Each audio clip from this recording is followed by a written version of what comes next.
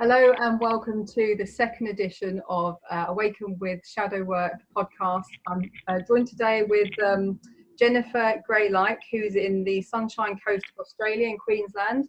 And we're going to be talking today about her shadow work journey and particularly about the dreams that she's had. She's had some amazing dreams, especially regarding her Animus.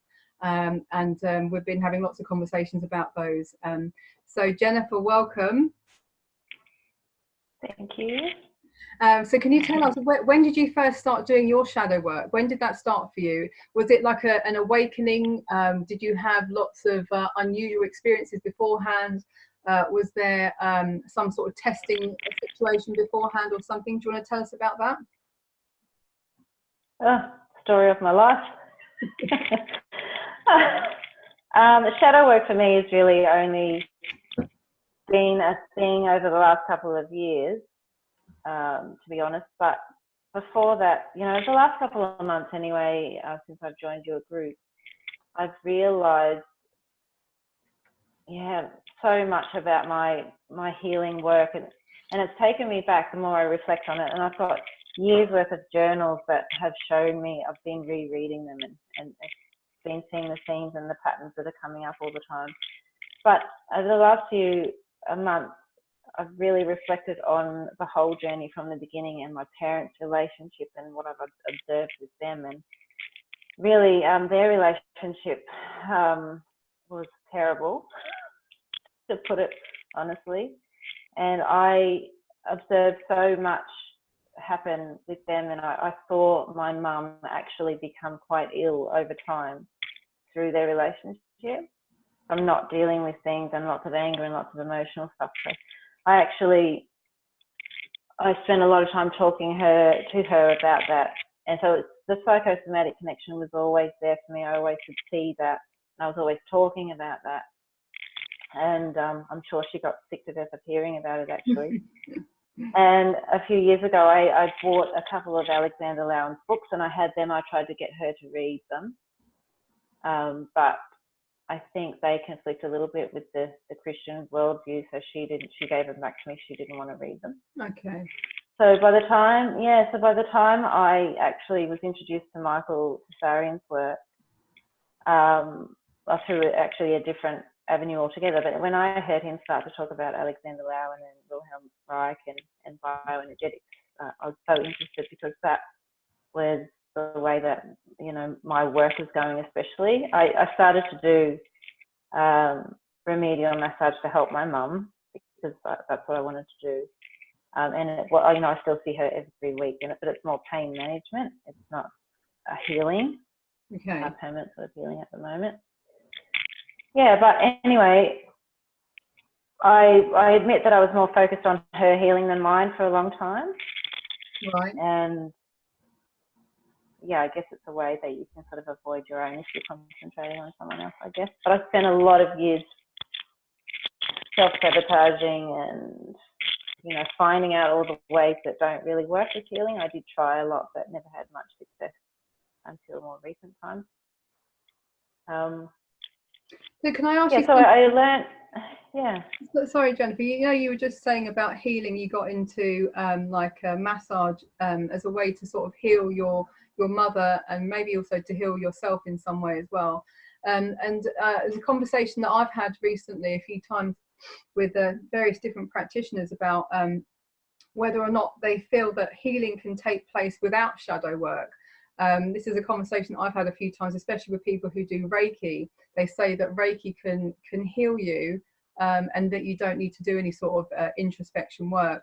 Do you think that any of these kinds of sort of modalities of healing can work alone without shadow work, without sort of introspection and finding out about our darker sort of emotions? What do you think of that? No, I don't. I don't think so either. No, I don't think so, because, I've tried so many different things and they don't work, they may help for a little while or just be a sort of intermittent thing, but we're talking about proper, permanent sort of healing work that helps in the long term. You know, I honestly spent so many years trying all those sorts of things and not getting very far at all. I mentioned that in the group about even a little short stint with the New Age thing, and yeah, none of it's permanent. You have to go and do the work yourself. I don't think someone else's energy work is going to be enough. Yeah, the right way to go about it. No. Yeah, I agree with you. Sorry, I butt in there. So can you go back to your shadow work journey? You said about your mother in the healing and the massage, and then sort of the New Age. Do you want to carry on from there? Well, with massage, I started to get into or want to learn more about bioenergetics, because I know that there's more needed. Like massage, I think I use that to help people bring back body awareness. Like there's no client of mine comes in the clinic without hearing about shadow work and body awareness and healing. Yeah, I'm sure a few people who are watching who've been into my clinic will tell you that. Yeah. Just got to adjust this, sorry. And yeah, so I think there's more to do, and I'm trying to help people and encourage people to look into that as well. I've even given gift vouchers for clients to buy different books on Amazon, like Dragon Mother and a few others. Really? You know, that are, yeah. That's really nice of you to do that, and it's really encouraging them as well, isn't it? And they've loved it. It's been really helpful. So yeah. Right, that's brilliant. I think I just lost that point, but anyway. Okay, so should we talk about where you are at the moment with your shadow work journey? I mean, I'm not sure if I said in this one, but you came onto the group. We found the date. It was the 21st of July that you started. I started the group on the 1st of July, but it was 21st that I'd had my interview with Michael Tessarian on Unslaved, and that was the day that you got in contact with the group, with me and the group. And since then, it seems like you've had like a roller coaster of all these dreams, and especially around the Animus, he's kind of come up so much, and in some really funny ways as well. You know, and like the symbols in your dreams have really kind of shown you really quite clearly, you know, what your inner masculine is. So do you want to kind of talk us through some of those, because some of them have been quite funny and a lot of them have been very revealing, haven't they? Yeah, I certainly have. Well, see, I was yeah, my Animus is a bit of a comedian, isn't he? He is, yeah. But yeah, I thought I was doing good shadow work beforehand, to be honest. I was really digging into my stuff and trying to use that as healing, and it was working. But when your podcast came up, I kind of thought, I haven't really dealt much with the Animus, and I thought I was pretty connected with my masculinity and things like that, but I realised that no, I wasn't. Animus made that pretty clear. So it's been really interesting, the dreams that I've had, and my husband works away, and you know, he is away 3 weeks at a time, and I've had lots of time to be able to focus on this work as well and remember my dreams, because I was having trouble remembering them for a while. And so I've got my little journal, and I'll wake up and I'll quickly write my dreams down and then tell you about them. It's been interesting. I do, in my journal from years ago, I was writing my dreams down then too. It was quite a lot of years ago. My kids were small. I dreamt of the man in the red shirt. I've talked about this in the group before too. I often, you know, I observe, I can see myself in a dream. I'm not actually myself in the dream, if you know what I mean? Yeah. And I could see the man in the red shirt. He was watching me through the window of my house, and he was sort of ducking and hiding in bushes and running, you know, and hiding behind trees and weird things like that. So that was my first kind of introduction to him, and I couldn't really, I knew that it meant danger and trying to warn me about something or keeping an eye on me or something like that, but I never had a way of really understanding. I didn't know at that point what Animus was anyway. Okay. So when did you have this dream about the guy in the red shirt? When was that dream? I'm trying to think. My kids are quite small, and they're 10 and 13 now. They would have been toddlers, so quite a few years ago now. Oh, right, okay. And it's funny because when you were telling me, I mean, we spoke a couple of weeks ago, when you were telling me about this this dream about this guy with a red shirt, this dream obviously meant a lot to you. But at the time, I had a guy from IKEA who was in my house delivering a wardrobe, and I had my phone on me, and I kind of I pointed it towards him because he had a red shirt on. You were talking about this guy in the red shirt, and there he was in my house. I know, that was so funny, and that's why I did that little drawing. Yeah, and then you drew the guy with the red shirt on with the, was it the Norwegian colours or the colours of the flag in? It's the Swedish flag. It's the IKEA colour, yeah, the Swedish colours. Yeah. Yeah. So what was it about? What was it about that dream that stuck in your head? Because obviously, like we have all kinds of dreams, and some kind of. What made that one so special for you? How do you think that? Can you explain how that might have made you feel? Why it meant so much? Well, it was at a time when I was taking notes of my dreams for one thing, and I actually, when I woke up, I actually sketched it as well. Yeah. It wasn't just a stick-figure kind of thing. I'm not that wonderful at drawing, but I think as well, you know, when Michael talks about the shame of living an inauthentic life, I've really felt that forever, and I think that's what it represented to me. I'm so sick of my own bullshit, to be honest, and just over it all. And so it's been a long road to get to this point, but I'm so glad. And it's been really interesting because I can see now that there's been a lot of little things that seemed inconsequential at the time or irrelevant even, that now I look back and I think, oh, you know, all those little things was on the path that have got me here. And I find it quite strange now to think about this idea of like the inauthentic life, and I know most definitely for most of my life I was living an inauthentic life, and I was most definitely sort of away from myself, not really knowing who I was.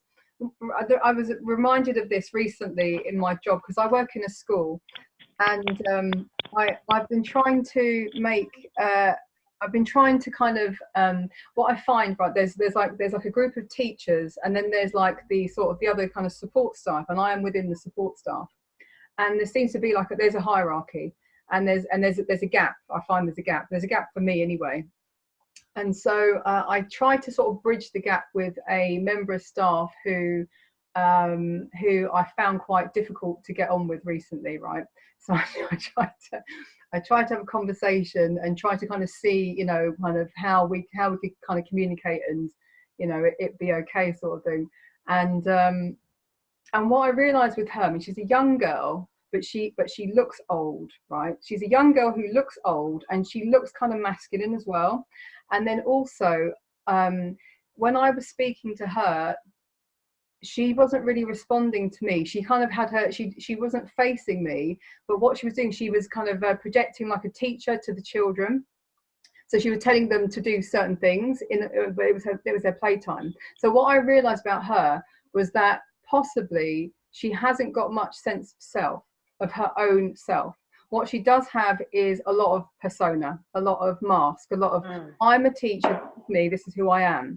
And so, like, where before I kind of felt a little bit like uneasy at the fact that I couldn't really get on with this person, but actually after this kind of this me trying to kind of bridge the gap between us, I realized that because she doesn't seem to have much self that she can kind of put out there, she's only got the teacher. That's all she can be, and so that's all she can be with me as well. So I kind of let that kind of be as it is. I've kind of lost my train of thought as well. I'm not sure where I came. Oh right, yeah. So the shame of living an inauthentic life. Yeah. Well, I was thinking. So I was thinking more about like I don't feel that anymore. Although that there are probably, you know, I'm not saying that I'm, you know, enlightened or anything like that, but it just feels so good to really know myself. And I guess that you're feeling the same way as well. To kind of, I don't feel like I'm completely there. I feel like there's still a journey to go on, but the path of like shadow work, it shows you so much, doesn't it? It does, but you know, I spent most of my life as well looking for answers outside. Yeah. You know, of myself. I had no idea that I was going to find them within myself. I was heavily indoctrinated with, religious dogma, and of course they don't want you introspecting at all. They like to have control over you, so they need you to be looking outside of yourself. So they insert the savior and the mediator and all those things. So it took me a long time to get past that. I was lucky that I'd gotten to the point where I was questioning everything and then learning how to do some critical thinking. And, my mind was open enough, the window was just cracked enough to let in some new information, and that was really interesting when I started to learn some of, Michael's work. It took a little while for me to get my head around some of it in the beginning, but yeah, that really changed my view. It was fantastic to find work like that after so long of being buried under, so much control, to be encouraged to think for yourself and to do that work was amazing. I think one of the first things I watched was about the inner zodiac, and that was just, especially after it actually made me quite angry for a while then, because you realise some of the scriptures that are used against you, such as, the people that look to astronomy or astrology or divination of any sort, but I need to avoid that, and I wasn't very happy about that, for sure. So I think that really helped open up for me, that the shadow work started from that point when I realised I had to take responsibility. That changed my life completely. It also, you can take your power back then, can't you? It's a very empowering thing to do, to start that work. I remember you, Jennifer, saying, I think I put it on the group, and I think that you also said the same thing, is that you got to a point where you asked, you wanted the answers, you asked out loud, you said, I want to know, I want to know what, I don't know, for me it was, I want to know the truth, I want to know what this life is about. What was it for you? Was it something similar or something different? It was the same. It was that I wanted to know the truth, because I was so sick of everywhere you turn there was lies. There was someone that was trying to deceive you, and the introduction to that was the religious aspect. When I found out all the lies involved in there and the deceit, I went through so many different stages of anger and grief, and it's just so frustrating, and it's annoying when you can't feel like you can get ahead either, because everything you try doesn't work, or that was the main thing, I think. And I was literally on my knees. I'm just so sick of this, so frustrated with it all. I want to know the truth. Yeah, I think that's a really important stage. I've heard so many people go through similar. I think you're right. I think that there are a lot of people who they suffer in life, but they still have this idea that someone else can come and save them. They're still looking outside of themselves. And I was like that, and I'm sure that it's not an uncommon story again for most people, is that I wanted someone else to tell me what I was and what I needed to do. And actually there were plenty of people telling me what I needed to do, because I was moaning so much. But I wouldn't do anything that anyone told me what to do, because really you have to come to it yourself. You have to. There's no one can tell you. No one can lead you the way. They can show you different things, but you have to have the will. The will has to be there to want to change things, and you have to take responsibility. You certainly learn that when your child turns 21 and they start learning the same kind of lessons, and you can't help them or do anything about it, because you realise that they have to go through it themselves. You can't come along and fix it for them. I was just a big lesson for me. I was just going to ask you this, because I was just going to kind of bring it up, actually, that the something that was said recently in the group, which is the wound is the call. The wound is the call to live. Did you understand that? The wound, the hurt, the pain, the wound is the call to live. Oh, right. Yeah. So in many ways, like I'm a mother as well, so I don't want my daughter to experience any pain or hardship, obviously. But at the same time, that is the thing that is going to kind of push her, it's the wounds and it's the failures and it's the upsets that that build the character as well, isn't it? So as well as like being a mother, we want to protect our children as much as we can, but as you just said, your child is 21 now, so there comes a point where you have to let them go and you have to allow them to experience whatever is going to be thrown at them. Tough. Yeah, it's hard. Mm. Yeah, you think it'll get easier as they get older, but it doesn't, because they come back with all these adult problems and you're like, no. Yeah. And I guess at that age they don't do what you say anymore anyway. I mean, my daughter's already kind of testing me. She's not. Oh no. No, I was very careful with that with my son. I never really told him what to do. We would sit down and talk about possible consequences, and then he would choose one that he was comfortable with. Yeah. Yeah. But so Jennifer, do you want to talk about your dreams? Do you want to give us a bit of information about your dreams, because they've been quite let's do that. The first one that came along after watching your podcast and sort of understanding a little bit more about Animus was the interesting one where I was trying to get away from him. I'm pretty sure I was getting in a car. There was another man and a woman in the car as well, and I was getting him, and he come chasing after me, and through the window of the car was sort of hitting me in the head with a handbag, saying, "Don't forget to take this with you. You've got to take this with you." And and the woman in the back got out and started abusing him and trying to punch him. So what did we come? What was the idea behind that in the end? What did we come to? I mean, the first thing I'd be thinking about a handbag is that your masculine is feminized. Am I right? Well, it was pretty funny because probably, but in my dream he was a big, woofy, macho kind of guy with big muscles and everything like that. But I wondered whether, when I woke up, I thought, is he telling me to take my baggage with me, take my stuff with me? I don't know. Yeah.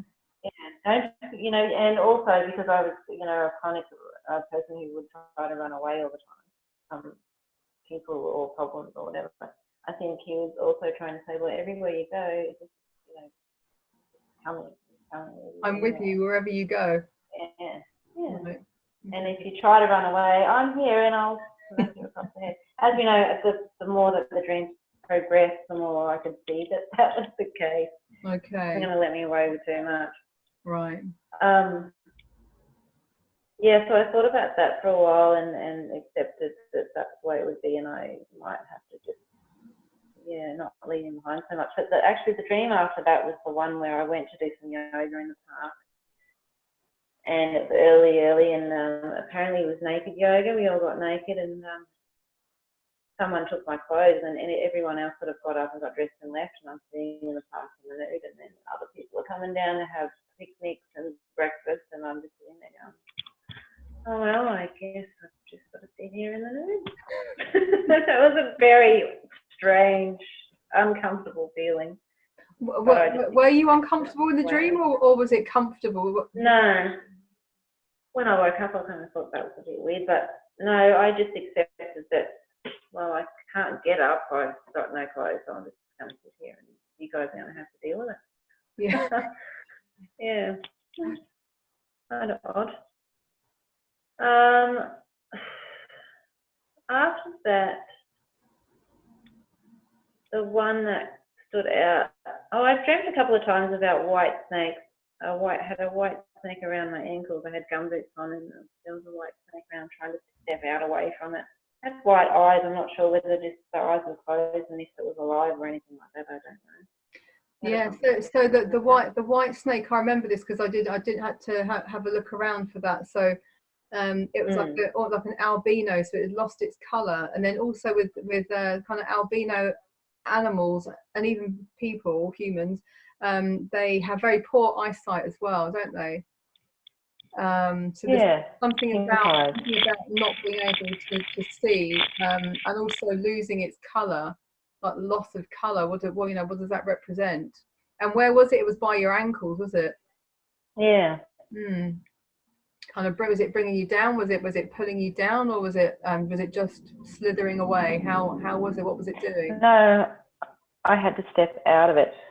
I just sort of stepped away from it. So you had to step out of colorlessness and blindness, maybe. Probably, yeah. Something like that. It got pretty funny after that one. The next dream I had was that my husband and I had built a house on a block, and I was standing out front looking at it, thinking about what colour I was going to paint it. And I've gone around the corner, and he was there already painting it purple. And I've looked at it, and as he was painting it on, it sort of came out as little tendrils or fields or something. So we called it hairy purple, which is totally a weird thing. I just went, oh, I'm going to have to build another house. I'm going to have to leave this one behind now that you've done that to it. And I looked at the back of the block and decided I was going to build my own house up there, and that crazy purple hairy paint guy would have to stay behind. Well, the house is usually a symbol for the self. So it's like whatever the self may have been before, you were kind of looking to rebuild a new one, because the self you had before was too hairy and purple, and was being made hairy and purple by a inner masculine, perhaps. Animus. I don't know, but that was the one I did a bit of active imagination with, and I said, you know, what's the go with you painting the house hairy purple? And he said, well, if you just keep leaving me behind all the time to my own devices, I'll keep painting the house hairy purple. Right, okay. And I thought, all right, I've got to stop leaving this guy behind. He's a bit destructive. Yeah. But yeah, I also decided that I needed to get to the bottom of it, that the active imagination wasn't, I wanted more than that. So I actually went to sleep with the intention of asking, of trying to get some answers about what the problem is between us, because I could see it, and, you know, I can sense that there's an issue, always me trying to get away, or, you know, we're not working very well together. And in the dream, I was surprised. I thought I might have to interpret something, but I actually just went up and asked him, you know, what do you think the problem is? And he said, you don't trust me.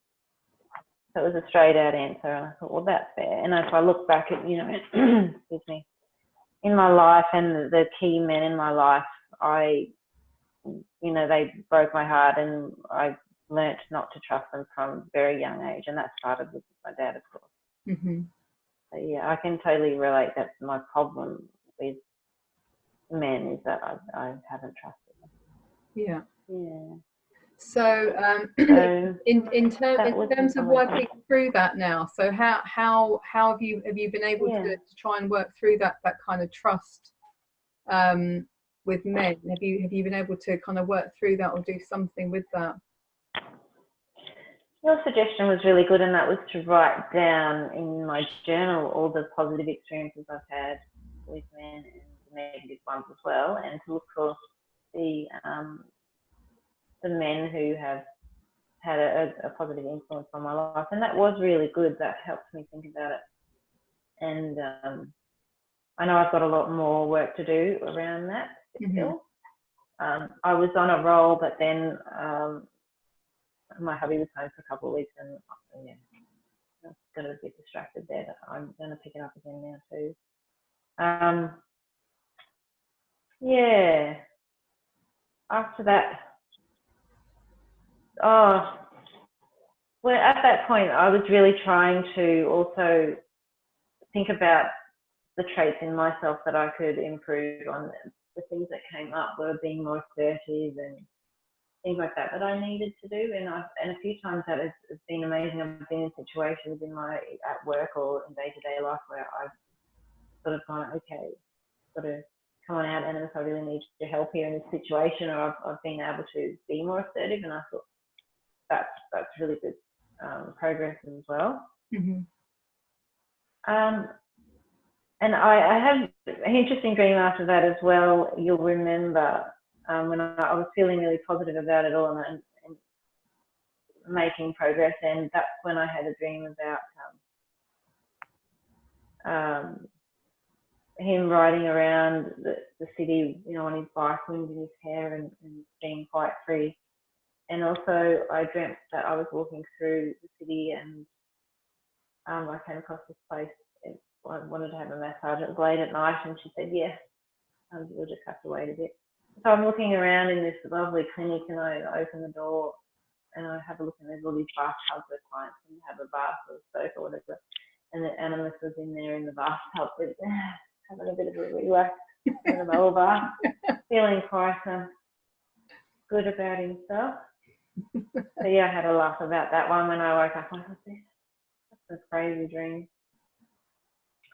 I've had a few about Dad as well, because that theme will always come up. I think I've got a lot of healing work to do around that. I had a dream, I told you about that too. I was talking to someone about him, and I said that I had folded him in half and in half and in half again. That was interesting. So sorry, that this was your father that you folded in half? Yeah. I just said to see, this is someone who in my life who I've talked to about him before. Mm-hmm. And that people find it very difficult when you come out, when you try to express things like that. I find I've had a lot of people sort of tell me that I need to get over it, or that it's uncomfortable for them. So in my dream, I was telling her, like, it's okay, because I've been able to fold him in half. And, yeah. Okay, right. So that's my way of feeling it. Yeah. Yeah. And the last one that I had was really nice. I was having a float around in the pool and relaxing, and Animus was just holding my hand. I was feeling quite comfortable. Oh, that's a nice one. Yeah. One thing that I'm just remembering that Michael Tesorian said to me on the podcast before was that I was talking to him about my own Animus, who I usually draw pictures of. I dream and then I draw pictures of them. And he said that you can actually challenge the archetype that comes up for you. So I was always kind of, whatever came up for me in active imagination, or what came up for me in my drawings, or, my fantasies or ideas or whatever, I would always kind of go with whatever that was. And I'd never kind of considered that you could actually challenge them and say, actually, I'm not really very happy with the way that the way that you're behaving, and you're not exactly how I want you to be either.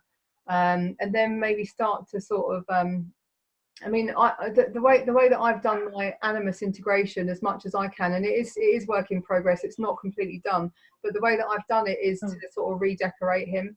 Is to think about, he comes up in dreams, and then I draw him in different ways. But then it's also like the inner work of the active imagination, and saying what kind of masculine traits, first of all, do I need to develop in myself? So what am I lacking in terms of positive masculine traits, or even negative? What are they? What do I need? Do I need to show more aggression, more anger, more sort of forthrightness, or something, whatever it is? And then to start to maybe kind of to consider some sort of symbol for him, or some idea of what he looks like. And I would say for me that, he'd have to be my age, and he'd have to, have certain kind of masculine sort of bodily traits that I find sort of, kind of nice. And then to kind of redecorate him in terms of the traits that I want him to have, and that I want myself to have. And then there's also the thing about kind of going out there and sort of developing those masculine traits that I was lacking in myself, which at the time were about sort of keeping books, keeping money, sort of being organized in that kind of way. But then there was also the idea of, when do I allow myself to be angry? Am I ever angry? What do I do with those emotions? Because they do come up for me. So how am I going to be able to kind of work with those as well? And it's something that I've been giving a lot of thought to, but I haven't actually been through the process of allowing any anger. But it's something that I would say, I did do it once or twice, but what I did was I sat by myself, and I drew out, or I painted, the feeling of that anger and rage that I might have felt as a child a long time ago. But I'm talking about the anger for now, the anger that I've been kind of feeling and suppressing as I'm still kind of prone to doing over the last few years. So it's about kind of finding ways to kind of to take that anger and to do something with that. It was about making sure that any sort of emotion that comes up is expressed in some kind of way.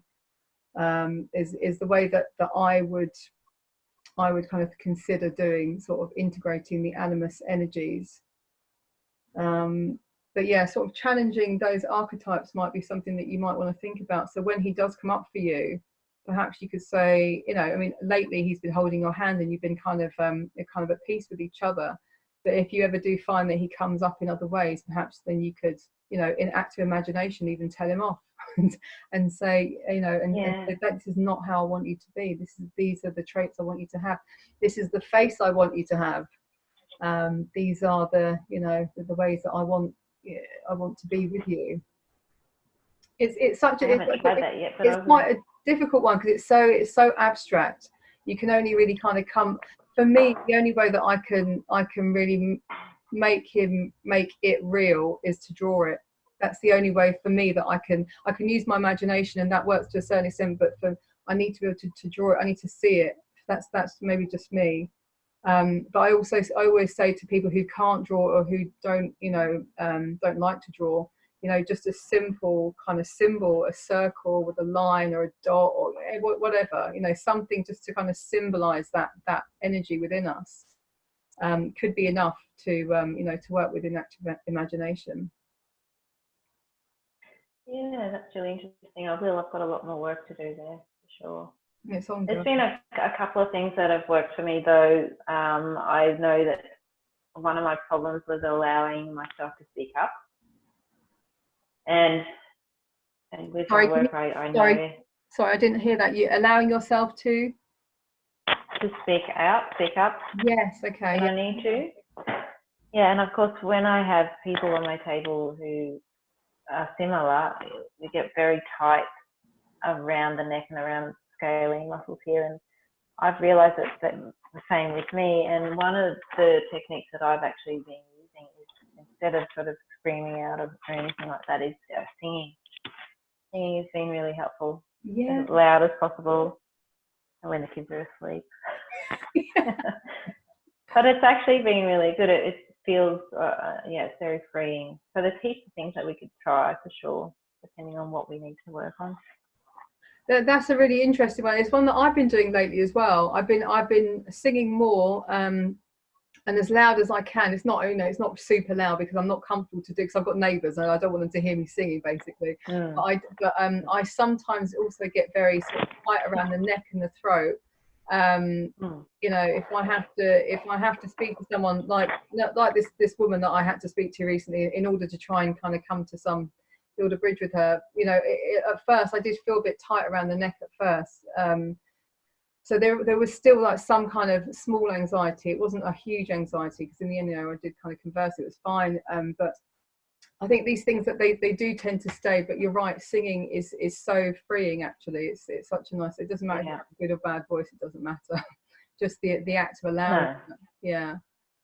So yeah, we're gonna sing. Just because I can't sing doesn't mean I won't. Yeah. We'll sing out. And my neighbours are cows. Sorry. My neighbours are cows, so they're not going to complain too loudly. No, they won't.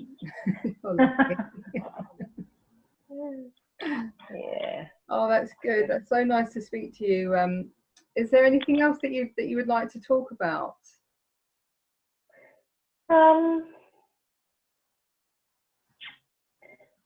Just, you know, basically for me, with the people that I see in the clinic, there's a lot of armoured bodies. There's a lot of people that need the healing work. So I'm trying the best I can to talk about it, to share, to get it out there, because it's something that's so needed. There's so many people that are just full of tension and anxiety, and, you know, they're holding their body so tight. I try to work with their arms or feet, and you know, yeah. So it's really important, I think, to get the message out there, and I'll be doing as much of that as possible. And practically everybody gets links to your group, or, you know, to Unslaved, or any resource that I can to help people to do the work for themselves. Yeah, that's brilliant. Yeah, that's great. Thanks. That's what we need to do. Well, thank you for talking to me. My pleasure. Yeah, I know it's very late over there, so you'll have it's bedtime there. It's Yeah. here, such is the world. It's 12, so yeah, Okay. I felt like I was fading a bit there. Sorry if I was a bit slow. Oh no, not at all. Okay, well listen, take care, Jennifer, and I'll speak to you soon, and thanks for joining us. Thank you very much. Thank you. See you later. Bye.